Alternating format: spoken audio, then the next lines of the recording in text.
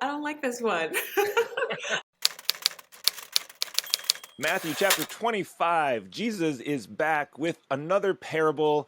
Reverend Thorne, we're at parable of the 10 bridesmaids is where we're at. Matthew 25 verses 1 through 13. What's your just initial reaction to this parable? What do you feel about this one? What's going on in the story, in your being? Give us a little bit of a, verbal Yeah. processing.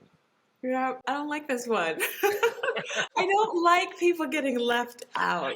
But I love what the commentators say that, we are both sets of brides. Sometimes we'll be ready, sometimes we won't be. But I also feel like, just like with Calvin's idea of predestination and how, we shouldn't worry because nobody knows, that creates a lot of worry, right? Am I going to be inside? Am I going to be outside? Am I going to be ready today? Am I going to not be ready today? Um, and I think what the commentators are suggesting is that we are both of those people. I don't think that offers us any more comfort. Sometimes, in some days, we're ready and on the inside, and some days we're on the wrong side of the door. And it feels like a bad theological game of what's that game you play where you sit in the chair? Musical chairs? Musical chairs, like a bad theological game of musical chairs. Yeah. Like, did you get a seat? This time I did. Yeah, these parables. We need to invite Jesus onto one of these calls so he can just really help us. We can figure out what's going on. But it I don't know. I have two ways I look at all these parables that give me those feelings too. In this one, the first thought would be, well, everyone's invited. It's not like it's not some double predestination, where God chooses who's in and who's out. Everyone gets invited, and then maybe that's where the invitation is. What are you going to do with the invitation? So that again, I don't like anyone being left out either. So I even want the people who drop the invitation to get included. So we'll talk about that later. But the other angle I always take on these sorts of things is we easily read a parable like this as an eschatological, synopsis. Mhm. Someday, this is a future. The God is coming. Are you ready? Stay awake. And Yes. this is packaged in a portion of Jesus' eschatology in Matthew, so I understand how the gospel writer in early church would understand that. But I always like to ask, how would someone have heard this parable as Jesus spoke it in that moment? Was he talking about someday I'll come back, or was he saying, hey, I'm here. Do you have your oil? Are you prepared for my arrival in this moment? And Right. that to me always flips kind of my implicit understanding to these parables. Yeah, it's a great question. How would people have heard it at that time? So, just coming off fresh from reading, there's a commentator who said this is like slapstick comedy almost because you've got these 10 young virgins or handmaidens. So they said right away that would have said to the people in that time that these are silly. They're all foolish, right? Because they're young. They're not married. They don't have children.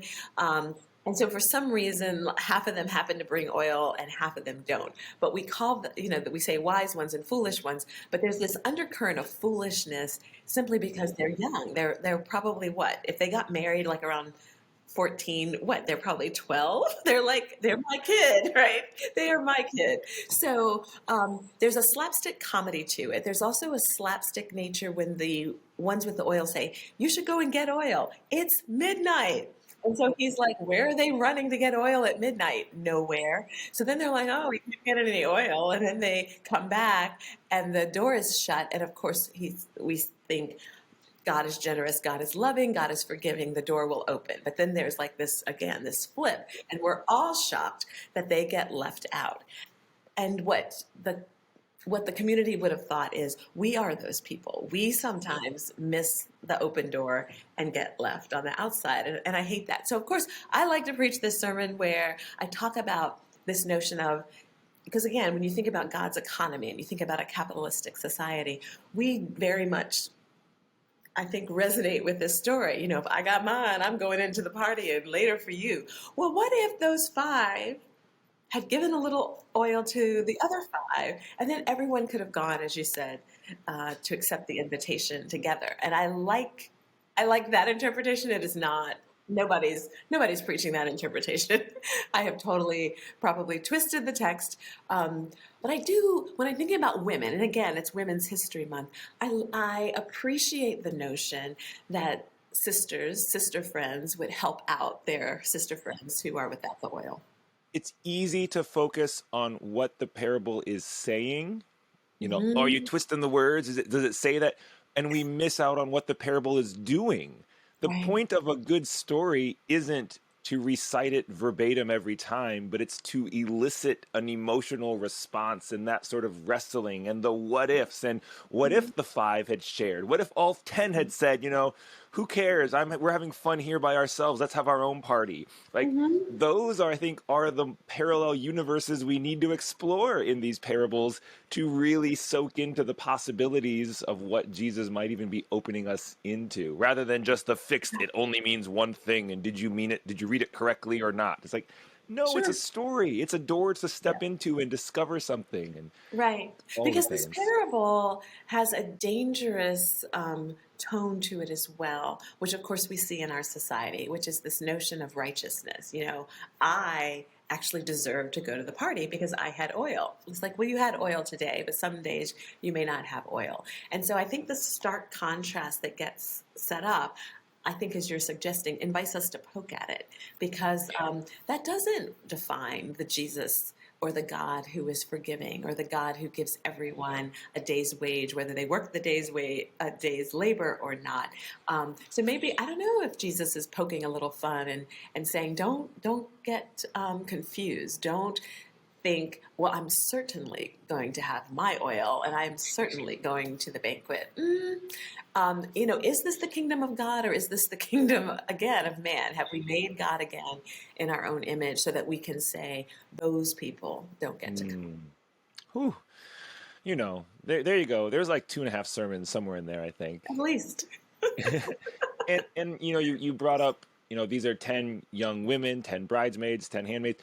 It's Women's History Month. It's so Mhm. easy for us to just put them as these archetype characters around the bridegroom. But it's like, why are we diminishing their personhood? Of any month, this month, but I think every month we should actually ask ourselves, what is that experience like? And seeing them as not just an archetype nobody, but they are people in this story. And what would their Mhm. experience be? And Right. I don't know, that almost opens up a whole other way of thinking about preaching this text as what is that experience of the group of 10. Imagine the one who does get in but is regretting, oh, I should have given my oil to my friend, they could be here with me, and all Okay. of those emotions. And where might that, I don't know where that would lead us, but I feel like those are good paths worth wandering down. Yeah, I always think asking questions is a good place to start. Like, why did those five not have oil? Is it really because they were foolish?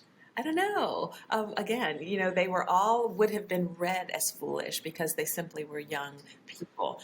The way that we would read a 12-year-old is, I don't know that we'd want to bet our lives on a 12-year-old, maybe, but we might choose someone else. So I don't know. I love this. The tension that none of them were any more wise than the others. And so I'm like, why did those ones happen to have some oil? I don't know, but those are good questions to raise. It's the parable of 10 foolish preteens, and half of them got lucky.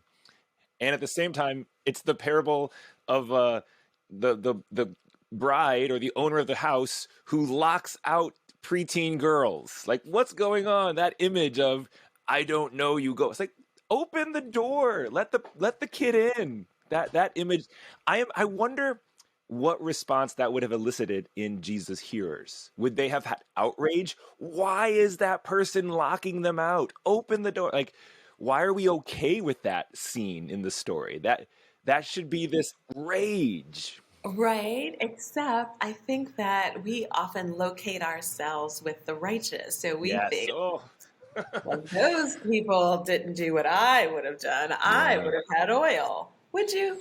You know.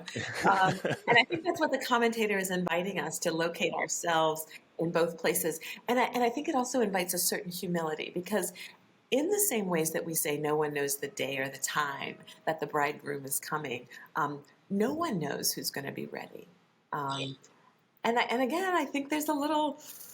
stress around that. And I don't know if you growing up as a kid, reading these sorts of texts, it's very stressful. Am I going to be ready? I'm going to bed tonight. Am I going to be ready? I'm going to school. Am I going to be ready?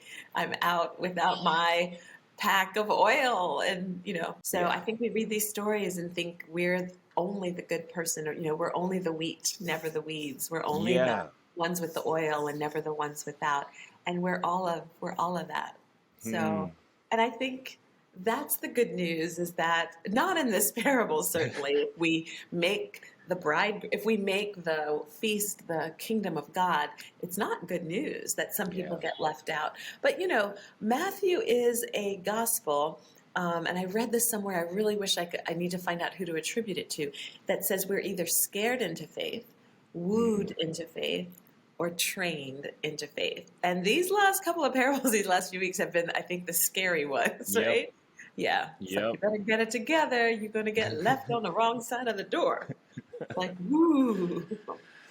Oh, Oh, well, but the last good news, I mean, this gospel ends with, and I will be with you always yeah. until the end of the age. And so that is something the commentators said, that even though these parables set us up for some Hmm. very violent, in some cases, very distressing division, the gospel ends with this word of hope. And I think we need to keep that in our mind as we're reading these Oh, yeah. challenging Well, I parables. mean, it's just a few paragraphs later. We're in Matthew 25, so we're about to get the whole when you feed the hungry, clothe the naked, that's Jesus. So it's almost like when you let the preteen in who's locked out, you're letting in Jesus. Like he's about Absolutely. to, flip his own parable on its head here in a couple paragraphs. Yeah, he sure is. He sure is. Uh, Well, I'm sure somewhere in here it's going to coalesce into a single sermon, and others listening, watching, hopefully it gives ideas, insight, inspiration, or maybe we've just muddied the water in a good way for whatever you're cooking up to.